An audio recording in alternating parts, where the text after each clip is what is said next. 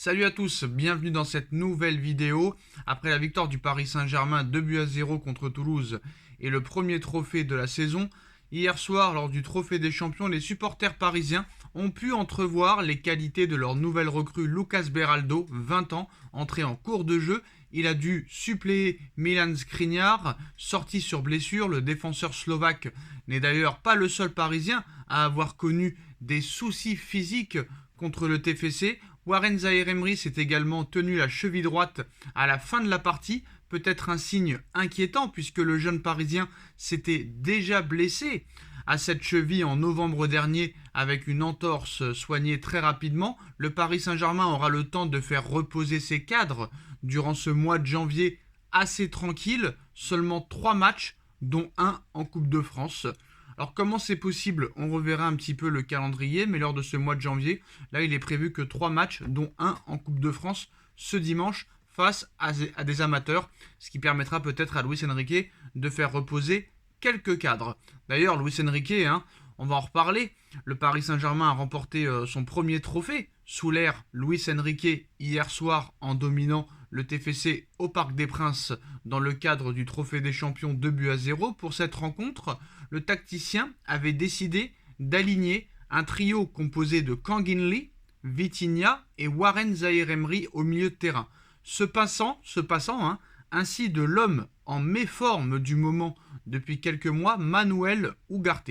Interrogé au sujet de son choix de laisser le milieu de terrain uruguayen sur le banc pendant toute la rencontre, l'entraîneur espagnol n'a pas mâché ses mots et a fracassé, humilié violemment Manuel Ugarte.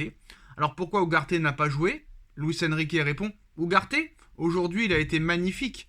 Aucun ballon perdu, aucune erreur, parfait, a expliqué l'Espagnol. Plaisanterie assumée ou une pique masquée, difficile à dire, mais l'humour cache parfois une part de vérité. À Ugarte maintenant de répondre sur le terrain désormais, s'il en a l'occasion. En tout cas, les choix de Luis Enrique sont incroyables. Manuel Ugarte, 60 millions d'euros, ne joue presque plus. Gonzalo Ramos, 85 millions d'euros, ne joue plus du tout. Et Randal Kolo Muani, 85 millions d'euros, est souvent sur le banc. Donc les choix de Luis Enrique sont incroyables, mais pour l'instant payants. Donc on ne peut pas en dire grand-chose. Mais comme vous le savez, le Paris Saint-Germain va perdre Achraf Hakimi, qui va aller à la Coupe d'Afrique des Nations, va perdre Kangin Lee, peut-être aussi des blessures de Milan Skriniar, bon ça c'est moins grave, et aussi de Warren Zaïre-Emery, donc il va falloir faire très attention pour la suite des événements. Comme vous le savez, le Paris Saint-Germain a des échéances très très importantes. Alors hier soir, Kylian Mbappé est sorti du silence en zone mixte pour évoquer son avenir. Ses déclarations ne sont pas passées inaperçues en Espagne. Hier soir, Kylian Mbappé a parlé à 2 reprises. La première fois a été sur la pelouse du Parc des Princes. L'attaquant de 25 ans a livré une très belle prestation face à Toulouse lors du Trophée des Champions. En effet, il a été très souvent dans les bons coups et il a marqué un but. Après s'être exprimé sur le rectangle vert, KM7 a pris la parole une deuxième fois en zone mixte face au micro tendu. Le capitaine des Bleus a, comme souvent, été très à l'aise. Il a d'ailleurs évoqué le sujet qui agite tous les médias du monde entier en ce début de mercato, son avenir. Restera-t-il au Paris Saint-Germain? Ira-t-il au Real Madrid? Ou dans un autre club? Sous contrat jusqu'en 2024, le footballeur tricolore et capitaine de l'équipe de France est libre de négocier avec le club de son choix depuis le 1er janvier sans avoir de compte à rendre au Paris Saint-Germain. Alors questionné par les médias et les journalistes, il a déclaré, et je le cite: « Je suis très motivé pour cette année. C'est très important. On a des titres à aller chercher et on en a pris un. Je n'ai pas pris ma décision, je n'ai pas fait de choix pour mon avenir, mais avec l'accord que j'ai passé avec le président cet été, peu importe ma décision, on a réussi à protéger l'ensemble des parties et préserver la sérénité du club pour les défis à venir, ce qui reste le plus important. On va dire que c'est secondaire. » Puis il a indiqué que, comme il y a 2 ans, il prendrait son temps avant de trancher. Je le cite: « La dernière fois c'était fin mai 2022 parce que je ne savais pas jusqu'en mai. Si je sais ce que je vais faire, ça ne va pas traîner. Mais le plus important c'est les titres. L'équipe et le groupe se tournent vers ça. Ma situation, personne n'en parle à l'intérieur du club. Ça n'intéresse pas grand monde. » Bon là c'est de la langue de bois. c'est du mensonge, c'est du bluff. Bien sûr que tout le monde parle que de ça en interne, en externe, les joueurs, les supporters, les dirigeants, les médias, les journalistes et tous les observateurs et amateurs du football ne parlent que de ça. Alors Mbappé se trompe, très clairement.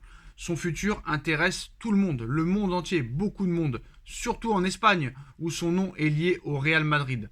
Malgré plusieurs échecs, les merengues sont toujours là. Mais la presse espagnole a précisé que le Real Madrid veut des garanties. Récemment, on a appris qu'il avait posé un ultimatum à KM7, à savoir qu'il a jusqu'au 15 janvier pour annoncer sa décision.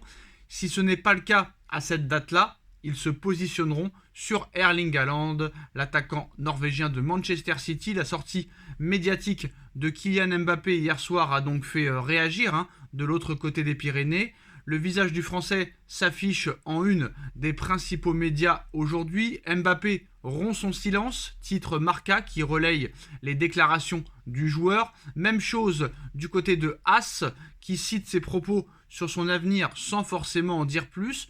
De son côté, Révélo est allé un peu plus loin. Les déclarations énigmatiques de Kylian Mbappé, je n'ai pas décidé, toutes les parties sont protégées. Le joueur français a annoncé qu'il se concentrait sur l'équipe, mais a laissé en suspense quelques mots qui, dans son pays, concernent la prime de fidélité. Le Real Madrid, quant à lui, l'a dans son viseur, mais pas à n'importe quel prix. C'est exactement le même scénario qu'en 2022, et ensuite Kylian Mbappé a attendu la fin pour trancher, alors que le club avait pris son arrivée à l'époque pour acquise du côté du Real Madrid.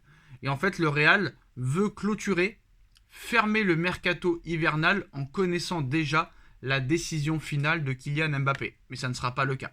L'offre est là, et le règlement de la FIFA permet déjà au Real Madrid et aux joueurs d'avoir des conversations pour décider de son avenir. Le joueur insiste sur le fait qu'il n'a pas décidé et que sa concentration avec le Paris Saint-Germain est totale. Cependant, il a encore une fois laissé des déclarations ambiguës qui vont encore une fois faire jaser. Et l'émission El Chiringuito TV a également évoqué le sujet Kylian Mbappé. Présent en plateau, Thomas Roncero, journaliste pour AS, a été clair. Mbappé signe, sinon au revoir. Mbappé signe, sinon au revoir. Tu m'as fatigué.